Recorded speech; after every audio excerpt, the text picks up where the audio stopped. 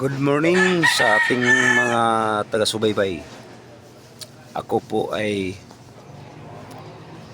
magbigay ng information. Galing din ako nakatanggap ng information. So, di lang natin bigyan ng ng mga detalyeng insakto.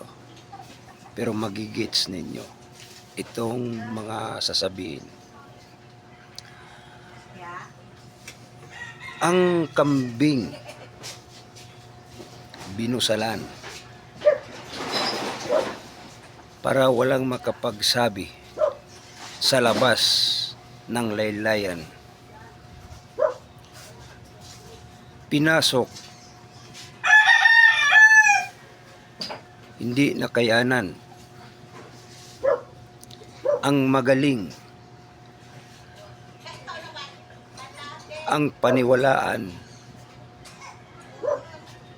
na sila ang katotohanan.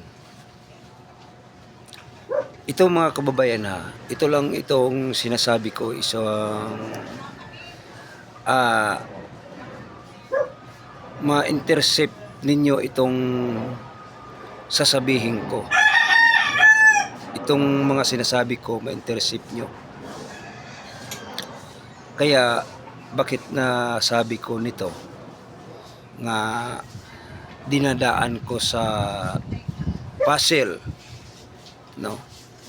Kasi mahirap tayo kung magsabi nga wala pang katotohanan, pero nakatanggap ako ng information.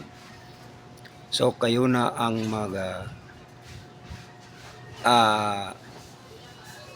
mag-iisip, mamayang Pilipino.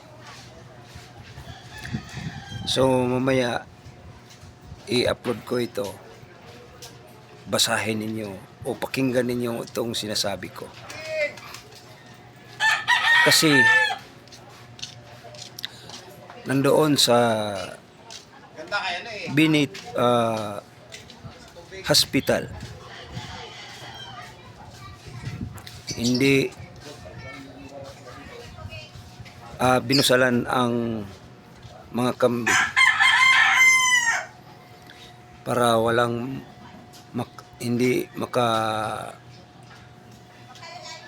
maka-intercept kung sino man.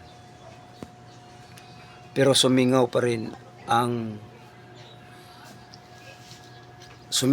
ang ating nalalaman.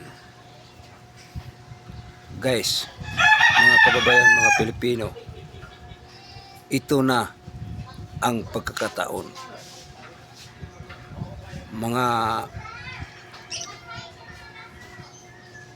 Mga Pilipino nga kailangan nga isigaw ang katotohanan laban sa katiwalian.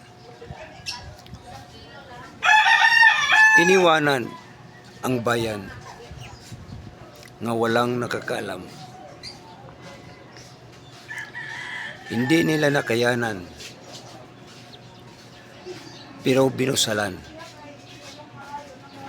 Nagpatuloy pa rin ang pagsinungaling sa kataas-taasan. So mga kababayan, ito isang puzzle lang ito mga kababayan. Ito ninyo mag-gets ito ninyo. Kayo na lang ang mag-isip. So Inday Sara Duterte di na magtagal nga siya ay uupo nga bilang presidenteng sa ating Republika ng Pilipinas. So hanggang dito lang tayo mga kababayan.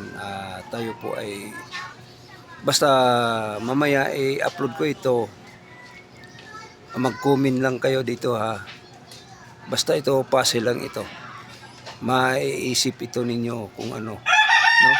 So maraming salamat. Shout out pala sa mga followers natin dito, sa ating mga supporter. sa ating mga taga-subaybay sa ating YouTube channel. Maraming salamat sa inyo. Kahit papaano ay maliit pa ang ating bahay, tuloy-tuloy pa rin tayo. Kahit nagurgur ang ating channel, no? So tuloy-tuloy pa rin. Sara Duterte, masaya na. Mga mamayang Pilipino, masaya na. So, thank you. Maraming salamat. Magandang umaga.